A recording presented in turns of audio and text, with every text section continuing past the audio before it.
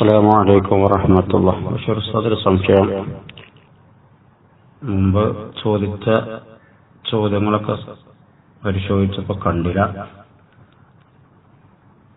നമ്മൾ ഈ അലങ്കാര മത്സ്യങ്ങൾ, അതുപോലെ തന്നെ ലോബേഡ്സ് പോലെയുള്ള പക്ഷികൾ, തത്ത, ഇതൊക്കെ വീടുകളിൽ വളർത്തുന്നതിന്റെ ഇസ്ലാമിക വിധി എന്താണ്? പക്ഷികളൊക്കെ ആകുമ്പോൾ കൂട്ടിലിട്ട് വളർത്തുമ്പോൾ അവർക്ക് സ്വതന്ത്രമായിട്ട് പാറിപ്പറന്ന് നടക്കാനുള്ളൊരു ഇത് വരുന്നുണ്ടല്ലോ. അപ്പം അതുകൊണ്ട് ഇങ്ങനെ കൂട്ടിലിട്ട് പക്ഷികളെ വളർത്താൻ പറ്റുമോ? എന്താണ് അതിൻ്റെ ഇസ്ലാമിക വിധി?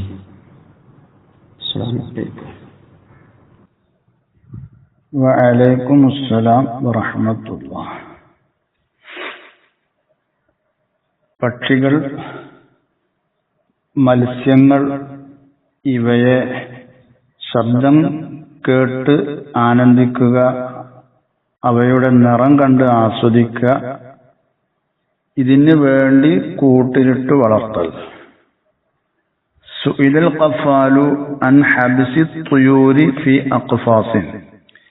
ഇമാം ഖഫാൽ തങ്ങളോട് ചോദിക്കപ്പെട്ടു, പക്ഷികളെ കൂടുകളിൽ തടഞ്ഞു വെക്കുന്നതിനെ സംബന്ധിച്ച് ലിസമാഇ അസ്വാതിഹാ വഗൈരി ദാലിക, അവയുടെ ശബ്ദങ്ങൾ കേൾക്കാൻ വേണ്ടിയും അല്ലാത്ത കാര്യത്തിന് വേണ്ടിയും നിറം കണ്ട് ആസ്വദിക്കാനൊക്കെ.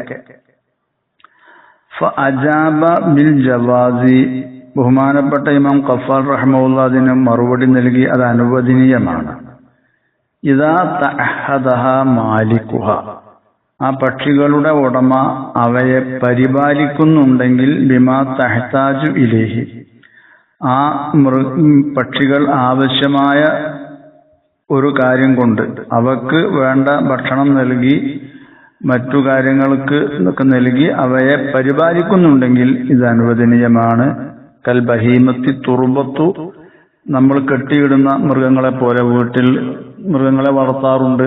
അവർക്ക് തീറ്റൊക്കെ കൊടുത്ത് അവയെ പരിപാലിക്കുന്നുണ്ടെങ്കിൽ അവയെ നമുക്കങ്ങനെ കെട്ടിയിട്ട് വളർത്തുന്നതിന് വിരോധമില്ല. തർശീഹ് 391.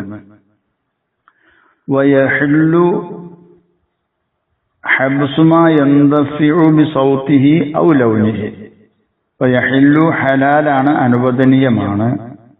ഹബ്സുമാ, ഒന്നിനെ തടഞ്ഞു വെക്കൽ, യന്തഫിഉ, ഇവൻ ഉപകാരമെടുക്കും, ബിസൗതിഹി, അതിന്റെ ശബ്ദം കൊണ്ട് കേട്ട് ആസ്വദിക്കുക, ഔ ലൗനിഹി, അതല്ലെങ്കിൽ അതിന്റെ നിറം കൊണ്ട്, നിറം കണ്ട് ആസ്വദിക്കുക.